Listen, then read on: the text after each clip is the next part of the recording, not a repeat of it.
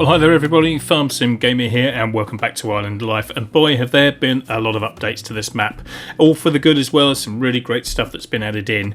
Now before I get started, as always you'll need to have Global Company installed to use this map, and if you have been playing on the original version that was released about a month ago, then you will need to have a new game save if you want to kind of take advantage of this update. And also if you plan on using precision farming, or you like using precision farming, then there is a modded version, a custom version of precision farming that you will need to download and install for this updated version of Island Life, and that's mainly because there are two new fertilizer types that you can use and apply to your fields.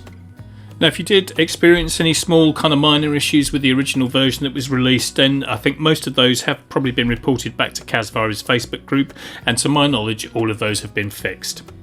So there have been a few updates to the main farm, so the one that you get if you start in new farmer mode. There's some updates to the map itself, which I'll get into in a little while, but the biggest addition, the biggest change is there are now a whole load of production facilities and factories that you can use to make additional products that you can sell or utilise to kind of make other things. Now let's start with the main farm, and first up, Cazz has added in a workshop trigger next to the actual garages here. Now this was available in the previous version as an option to buy in the shop menu, but this has now been placed by Cazz just next to this kind of little lean-to area. Now next up is one of two production facilities that have been added into the main farm. The first one is this Compost Production, which has been stuck between the main silos that you can see over on the right hand side and one of the vehicle sheds. So this is one of many production facilities that Cazz and Perrin have added in, and if I approach you can kind of see that this gives you an input or tells you what the inputs are. So diesel or LPG is needed to run the generator, and then you've got various inputs there, and the output of course is going to be compost. Now this is really important because compost is now going to be one of the fertilizer types that you can apply to your fields, and you will be able to use the standard in-game manure spreaders to be able to spread the compost. Now the next production facility that's on the farm, that's just next to one of the other vehicle sheds as well, and kind of in the opposite corner to where the main house is the diesel production. Now if I approach this as well, you'll be able to see quite clearly what the inputs are. So for fuel this time it's wood chips or LPG. Obviously we're producing diesel, so it can't take that. And then you've got inputs of sunflowers and canola that go in here on the kind of loading ramp over there. Now that's fairly sort of typical of all of the production kind of factory layouts, that most of your kind of crop type inputs go in on the right hand side, your fuel goes in on the left hand side, and then your collection point is typically at the front. Now over by the animal husbandries, just above where the sheep enclosure is and next door to the cows, kind of just up against the river here, there is a Forage Fermenter.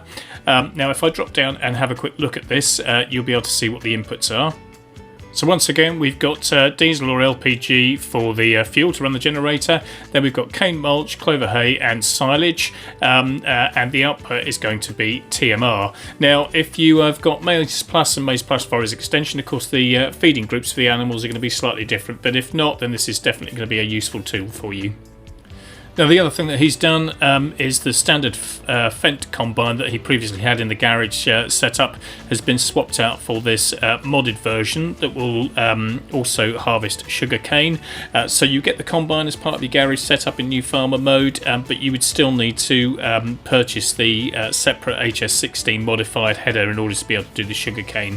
But that's kind of a good addition to your fleet, because you'll now only need just this one single combine. Now next up I'm going to have a look at the shop menu, because Cazz has done something a little bit different and quite unique here, and for sort of in each place, so whether you're in vehicles, tools or placeables, he's got his own section here right at the very beginning up in the top left hand corner, where he has put his own vehicles that he's included in the map itself. So under vehicles you can see you've got the class grape harvester, we've got the ideal sugarcane combine, so the one that you get as part of your startup fleet if you're in new farmer mode, and then also the multi-fruit root harvester as well. Now if we have a look in tools, likewise there's an equipment section for Cazz just up the top here. There's two Aquatrans tankers here, and from what I can see they kind of look the same. I can't really see any difference in them at all, but they take a lot more liquid types, as you can kind of see. There's also the TDK 1600 trailer that's boosted up to 24,000 litres. We've got a couple of animal transports for chickens, ducks, calves and goats, two different sizes. We've got a bale wrapper for clover and alfalfa. We've got a round baler as well for clover and alfalfa.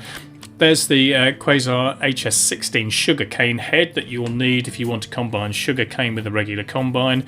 And then we've got cabbage headers, lettuce, carrot, onion, potato, red cabbage, sugar beet, and that's it for that modded root harvester.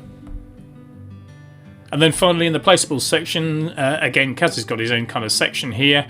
The one thing I would point out is in the animal pens, the modded animal pens kind of are still found in this location, as you can kind of see for the large chicken coop, calves, duck pen, goat barn, etc. They are still under the animal section, but if we go back under Placeables, then you'll see the old fruit, the multi-fruit silo, the old farmhouse garage, the open fronted shed, the double door large shed that sits in the middle of the main farm, got the workshop trigger there as well, and then all of these production facilities that Cazz and Perrin have added into this map, and I'll get into these in a little bit more detail separately. So you can scroll right the way through these, and you can see there's an awful lot of them, which is really fantastic, including kind of red wine and white wine, and all that sort of thing as well. Now in addition, Cazz has also included a universal selling station, and I'll get into the reason for that a little bit later when we go and look at the map. And then last but not least, right at the very end here, he has also included a selection of palm trees. So if you're going to do a bit of landscaping, you're setting up your own farm and you want to put some more trees in, then there are some here as well. And to my knowledge, these can all be cut down with a chainsaw as well, if needed. Now, if we have a look at the map, generally speaking, there's not an awful lot of change in terms of the actual structure of the map. The 5 islands remain, all that sort of stuff, most of the sell points and all that sort of thing, they're exactly the same place.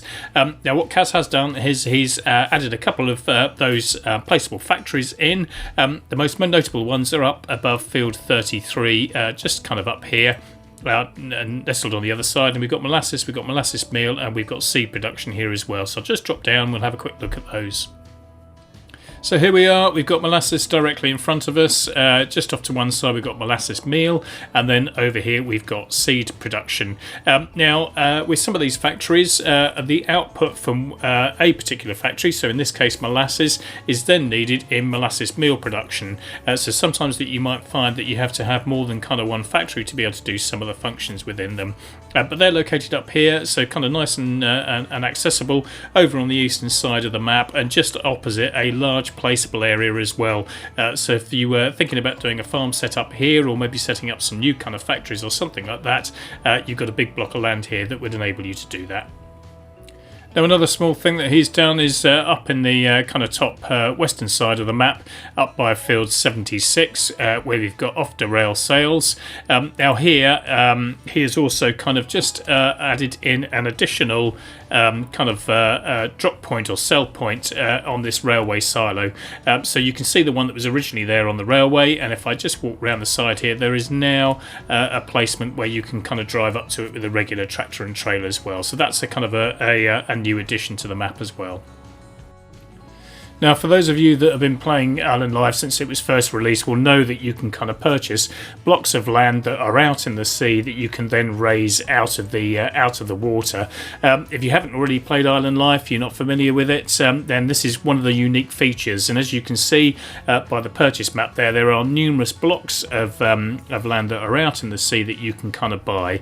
And then using the landscaping tool, you can raise the ground out of the sea, out of the water itself. Now in the first release of the map, what you had to do is you had to own a piece of land that was on the coastline on one of the main islands. So 122, 118, 123, for 42, you had to own that block of land in order to be able to go out onto the beach side and raise the land that was out in the water, out in the sea, up out of the water. Now what Cazz has done this time is he has put little islands already on all of those plots that you can buy out in the sea, so you don't need to be connected to one of the main islands in order to start terraforming and raising the ground out of the water. Now you do of course need to own the piece of land where your little island is in order to be able to use the landscaping tool, but once you've done that, it's then fairly easy just to be able to start extending the island out and raising the ground out of the water. And once you've done that, you do of course need to create your fields as well, so they won't actually appear on the map until you do that. So that's one of the most important things as well. So either with a plough or a plough replacement like a subsoiler or something like that, you'll need to produce and create your actual fields. Now the other thing that you need to consider as well is that if you want to keep your island as an island surrounded by water, then you will need to think about how you sell your produce, because if you're not connected to any one of the mainland islands, then of course you won't be able to take your produce there. Now you can use store deliveries obviously to get anything delivered to your island. That's quite nice and easy, but what you can't do is reset any of your vehicles that may be full with produce, because the produce within them will disappear when you do the reset. So you need to be mindful of that, and that's partly why Cazz has included a selling station that you can then place on your island in order to be able to sell your produce. And you can place as many of these as you want to, really, depending on the size of your island, I guess. But if you do place more than one, then they will appear in the prices menu. As you can see here, there's two multi-cell silos, and the prices do differ between them, so they will kind of compete against each other. So you will have an opportunity to kind of choose, a better price over another one. Now, one other thing that Cazz has done, which I must admit made me smile a little bit, is just out here off the west coast, kind of out in the middle of nowhere, Cazz has created a special little island just for clutch simulations. If we have a little look at it, here it is. It's quite nice and small and unique. It's got a little kind of natural hot spring there in the middle, and if we just kind of drop down, you'll see that there's an outhouse here. Just Clutch's glory hole. I love that. That's so funny. But I think this probably could be a little bit of a party island. If we go and have a look and see what's just hiding in the shed here. Yes, I think there might be a few episodes of the Farmsim show with Mr. DJ Goham possibly taking place from here, but a wonderful little feature. Certainly made me smile, and well done Cazz for kind of including that. Certainly got a sense of humour. Right, so back to all of these production facilities or factories, whatever you want to call them. Now, I've set a few up on this placeable area just next door to the shop, just to give you an indication and an idea of how different some of them are. And there are an awful lot of them that are available, and we will scroll through the list just so you can kind of see what they are. But I thought I'd set a few up just so we can go and have a look at them in a little bit more detail. Some of the inputs that you need to do, and kind of how they produce their products. So if we go and have a quick look in the shop menu under Placeables. Now I'll just quickly kind of scroll through these just so you can see the full list.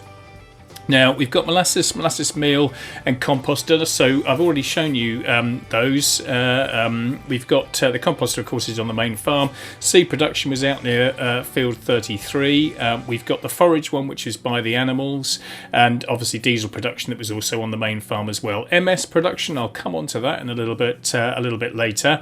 And then we've got Liquid Fertiliser, Pig Food, Silage Fermenter, Grass Dryer, Clover Dryer, Alfalfa Dryer. They all do the same function but with different products.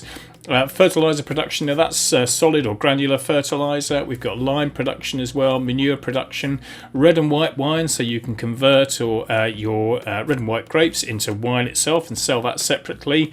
We've also got LPG production, which you would need to do as one of the fuel inputs for all the generators. And then we've also got sugar production, yeast production, alfalfa fermenter. And I think that's the last one. Yes, we're onto the palm trees now. Now, some of those products, as I've mentioned beforehand, you will need to produce some of those products in some of these factories or facilities in order to be able to use them as an input in another facility. So just kind of be mindful of that. Right, we'll pop down and just go and have a look at a few of them. Now, some of the production facilities are fairly straightforward, kind of liquid fertiliser being a fairly obvious one. So we have a look at the inputs. Obviously, you need diesel or LPG to run the generator, and then it's just water and fertiliser, which will give you liquid fertiliser as an output. So that's kind of fairly simple and straightforward, that one. Now, some of them are a bit more complex. So if we take a look at this one over here, this is Molasses Production. So you can see that the inputs, well, fairly straightforward, I guess, but you get two outputs. So we've got diesel, LPG or Moonshine that go in terms of the generator, and then we've obviously got sugar cane that's an input, and then we get cane mulch and molasses as an output. Now, molasses is one of the two new fertilizers that you can get that you can spread on your fields. So molasses is the liquid version, and then we've also got compost, which is a solid fertilizer. Now, to activate these, all you need to do is hit your I key to turn the generator on or off and start putting things into production. Now, the production process is relatively slow, so I haven't really been able to gauge kind of the cost differentials between the cost of what you're putting into it and you know, what you get out of it in terms of either a selling price or kind of a replacement for what you might be able to buy at the shop. So I might have to do a little bit more of an experiment on that in the future when I've got a bit more time. So I've just filled the Aquatrans tanker up, and I'm just going to turn this around and take it off to the sprayer that's out in the field, so we can top that up, and hopefully that'll be all okay, and we can go off spraying. Now, I did try to fill up the sprayer directly from the production facility, but it didn't seem to kind of recognise it. So I'm guessing that you have to collect in a tanker. And then you can obviously use the tanker to fill the sprayer up. So I'm just going to pop and do this quickly. Now, I did mention earlier that there is a custom version of precision farming. And part of the reason for that is that we have got these two new fertiliser types. So we've got molasses that you can spray onto your fields like a liquid fertiliser, and then we've also got compost that you can spread onto your fields like manure. So you do definitely need that precision farming adjusted kind of mod that Cazz has produced, so that it will accept these two additional types of fertiliser. So there you go, we're spraying molasses out in the field. Now, I think this is something that they do in Australia, I'm not 100% sure, but this is definitely a fertiliser type that you can kind of use in real life. Right, so that's it for molasses. We'll go and have a look at a couple of others as well. I've just sort of picked out things that are a little bit different. So pig food production, this requires a little bit more of an input. Sugar beets, potatoes and soybeans, and of course you need fuel as well. And that gives pig food as an output. Like I said earlier, I haven't kind of worked out cost of input versus you know, the price or sales price that you might get of the outputs, but I'll maybe have a look at that as a separate sort of exercise. Silage fermenter, I didn't actually kind of start that one up. Then up in the corner we've got grass dry. Now this one's very straightforward. This is obviously fuel for the generator once again, and grass as an input, and you get hay as an output, and there is a clover and an alfalfa dryer as well that look pretty much identical to this one. Now the next one up is fertiliser production. That's granular or solid fertiliser. Again, need a little bit more of an input into this. Molasses meal, liquid fertiliser and manure, and that gives you granular fertiliser out. So if I just jump in the tractor, you'll be able to have a quick look at this one. Again, I hit my R key. That will fill up the fertiliser spreader directly this time, so you don't need a trailer or anything else like that at all. And then I can obviously charge off and go and fertilise my field nice and easily, like I kind of would do as normal.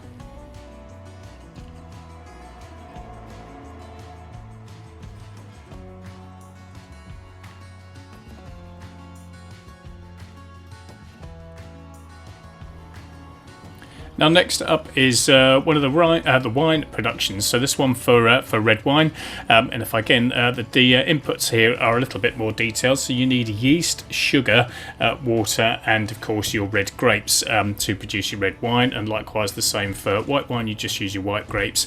Now this is one of those production facilities that obviously needs some inputs from other production facilities. So specifically yeast and specifically sugar. So you'd have to go and make those first, and then be able to use them in order to produce your red wine. Now after that we've also got fuel production up in the corner here. So this is for LPG, DEF and diesel. So DEF DEF being diesel exhaust fume. Now this one does also need a kind of a few productions. So we've got sugarcane, potatoes, and canola. Of course, you need some sort of fuel, diesel or moonshine, to actually run the generator. And then we've got 3 different outputs. So we've got diesel, DEF, and LPG, obviously. The DEF you don't get a huge amount from by the looks of it, but the other 2 seem to be kind of getting along quite nicely. Now we've got sugar production as well, and this one's pretty straightforward and simple. Sugarcane going in, and you get cane mulch or sugar as an output. And of course then you would need your sugar to be able to produce your wine in the other production facility. This one is just an alfalfa fermenter. Again, I haven't put the products into that one, but just gives you an idea of one of the other production facilities. So that's all the ones that I'm going to touch on. There are others, obviously, but they all operate in a similar sort of way. Now, last but not least, I'm just going to show you the palm trees that Cazz has put in the Placeables area as well. So you've kind of got 5 different sizes here. Smallest, obviously, over on the left, going up to the tall one that's on the right-hand side. Now, the island authorities are very supportive of local businesses and entrepreneurship, but I have to say they're not that keen on this one, particularly our friends down at Island Law Enforcement. So, tucked away from prying eyes is this production facility. Yep, that's right, you guessed it, it's the Moonshine one. Now, there's a few things that you'll need to bring up here in terms of produce and products. You'll need some fuel, obviously, I think some LPG or some wood chips, and then you'll also need a few other products as well, namely sugar, yeast, water and corn. Now, this product is quite popular at a number of the local establishments and restaurants, so I think you'll certainly make some money if you decide to make it, but I'm going to keep its location a bit of a secret, and you'll have to figure out and find out where it is. Now, you will of course find all the extra products in the prices menu. Most of them appear towards the end of the listing, so you should find them all here, including the moonshine. What I did find interesting is that they've started to sell red and white wine in KFC and Macca's. I can't remember the last time I walked into KFC and said I'll have a bargain bucket and a bottle of Cabernet Sauvignon, please. So that's going to be a first, I think. Right, well, I need to get off and do some compost spreading. So I think that's it for all of the updates. I think I've covered everything. So I hope you found this video interesting and informative, and I'm sure that you will agree that Cazz and Perrin and the team have taken what was already a fantastic map and made it even better. So I hope you've enjoyed it. If you have, then don't forget to give it a thumbs up. And if you haven't already subscribed to the channel, then please feel free to do so. So take care, whatever you're doing, wherever you are, and I will catch you on the farm next time. Bye for now.